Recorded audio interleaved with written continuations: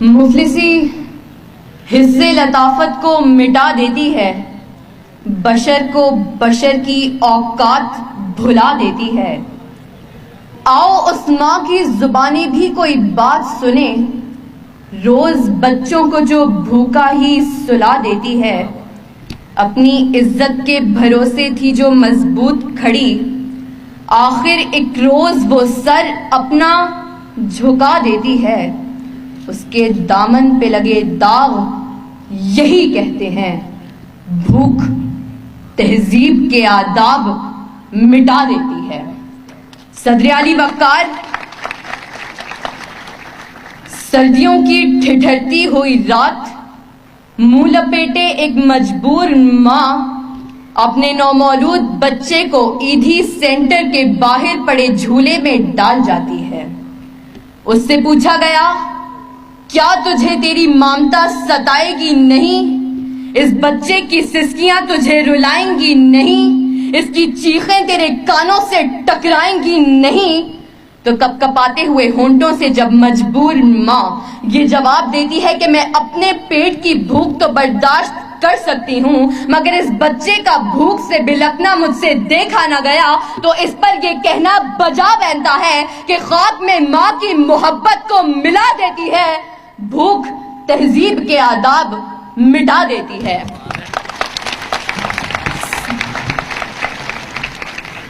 صدر علی وقار، آج اس معزز اور باوقار ایوان میں قائد ایوان نے جو قرارداد پیش کی کہ ہم معاشی نہیں اخلاقی بدحالی کا شکار ہیں، میں اس کی بھرپور مخالفت کرتی ہوں، کیونکہ جس اخلاقی بدحالی کا رونا وہ رو کر گئے، وہ اخلاقیات تو خود معاشیات کی محتاج ہیں۔ قریب ہے کہ مفلسی تمہیں کفر تک لے جائے، اخلاقیات معاشیات کی محتاج ہیں۔ آئیے دلائل سے بات کرتے ہیں۔ روٹی کے چند ٹکڑوں اور قابل گزارا دودھ کی قلت سے تھرپارکر میں دم توڑنے والے مجبور بچوں کا اصل مسئلہ اخلاقیات نہیں معاشیات ہے۔ اسی شہر لاہور میں غربت سے تنگ آ کر بشرا نامی خاتون اپنے 2 معصوم بچوں کے ساتھ چلتی ہوئی ٹرین سے ٹکرا جائے تو اس کا اصل مسئلہ اخلاقیات نہیں معاشیات ہے۔ زرد چہرہ، آنکھیں اندر کو دھسی ہوئی اور بڑھاپے کی وجہ سے پورے جسم پر جھریاں لیے نشتر اسپتال ملتان کے باہر فقط 2 کلو آٹے کے عوض خون بیچنے والے بوڑھے کا اصل مسئلہ اخلاقیات نہیں معاشیات ہے۔ چہرہ بتا رہا تھا کہ مارا ہے بھوک نے، اور لوگ کہہ رہے تھے کہ کچھ کھا کے مر گیا۔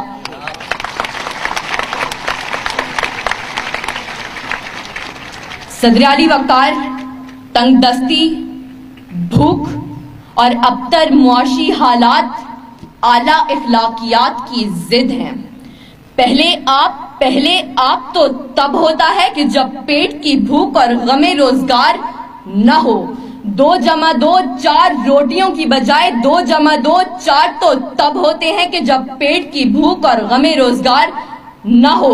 بیٹی کا 4 دیواری میں رہنا، خاندان کی عزت پر کٹ مرنا، یہ سب تو تب ہوتا ہے کہ جب پیٹ کی بھوک اور غم روزگار نہ ہو۔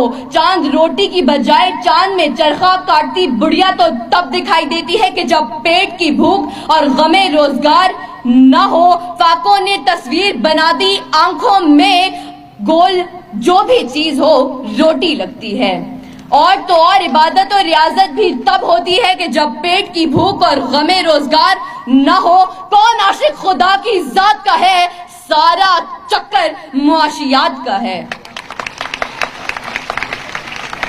صدر علی وقار، آئیے زمینی حقائق کا جائزہ لیجئے۔ آج کشمیر میں مسلمانوں کو اپنے گھروں میں بند ہوئے 115 دن گزر گئے۔ ہم نے اخلاقیات کا مظاہرہ کرتے ہوئے اقوام متحدہ میں قراردادیں پیش کی تو اسلامی ممالک نے پاکستان کی حمایت کے بجائے ہندوستان کی حمایت کی۔ تو کیا اس کی اصل وجہ یہ ہے کہ ہم اخلاقی پستی کا شکار ہیں؟ نہیں صدر علی وقار، ہرگز نہیں، بلکہ اصل وجہ تو یہ ہے کہ ہم معاشی طور پر کمزور ہیں۔ اس کمزوری کا علاج بھارت کی عالمی معیشت ہے۔ ہمیں یہ بات تسلیم کرنی ہوگی کہ ہم اخلاقی نہیں بلکہ معاشی بدحالی کا شکار ہیں، کیونکہ یہ اخلاقیات تو خود معاشیات کی محتاج ہیں۔